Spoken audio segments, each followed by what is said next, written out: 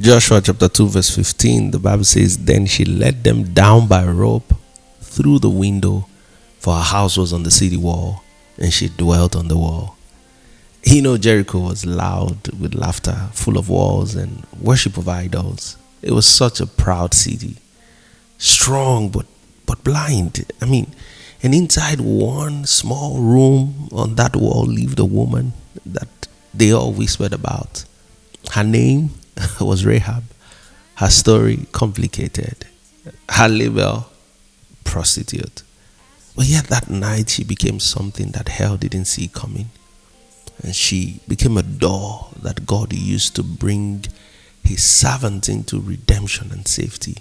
God's eyes can scan beyond reputation to show his goodness and his mercy. Two spies had entered Jericho, and that was the story. They were trembling under disguise. The streets were dangerous, but grace had already found them lodging in Rahab's house. And when the king's men came knocking, she hid the spies under stalks of flax on her roof. And she risked her life for a future that she had not even seen yet. And that's faith. Faith is when you hide God's plan even when you don't fully understand it. And some people fear what faith demands. Rahab was afraid of what disobedience would cost.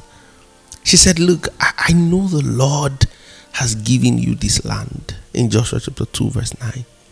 Think about that. She believed before she belonged. Before she joined Israel, she already confessed the God of Israel as Lord. And faith is not about where you come from. It's about what you've come to trust. And Rahab didn't grow up with covenant, but she grew into conviction. Everyone in Jericho had actually heard of God's power, but Rahab responded to it. And that's the difference between curiosity and conviction. Information about God doesn't save you. It's surrender that saves you. Fear heard the news, but faith acted on it. And so when she tied the scarlet cord on her window, it was more than a sign. That was salvation. A scarlet thread through a sinner's story. That sounds familiar, right?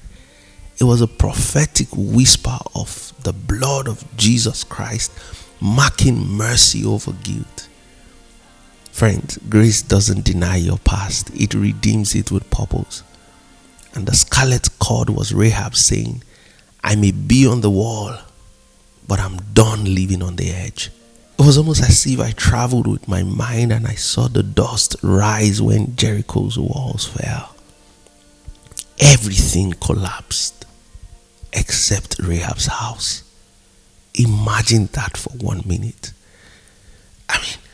What irony. The woman the city looked down on was the only one left standing. When God marks your house, destruction becomes direction. The safest place to be in judgment is under obedience. And generations later, her name shows up in Matthew chapter 1 in the genealogy of Jesus Christ, the prostitute that became a part of the promise. God didn't just save Rahab from Jericho. He actually wrote her into Jesus. And that's grace. Grace doesn't erase your history. It just rewrites your heritage. Friends, there are lessons to learn from Rahab's story and Rahab's life. And one of the priceless lessons to learn is that no one is too stained to be strategic in God's plan. God doesn't reserve seats for the perfect. He reserves it for the willing and the surrendered. And so don't let your past disqualify you from what your faith is ready to qualify you for. And the same rope that lowered the spies lifted Rahab into legacy, and she became a part of Jesus' story. So yes, it feels like I was there. It feels like I saw it all happen. And I saw the courage of a woman everyone called unclean. And this is what I've learned. God can use a broken reputation to birth a beautiful redemption.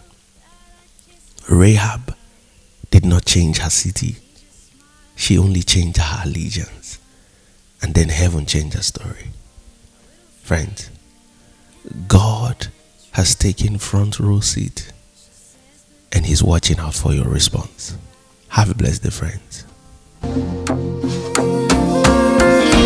I hope she knows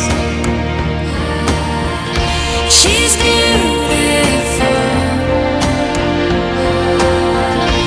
A ray of sunlight shining everywhere she goes, and it's happening right in front of me. I'm watching it.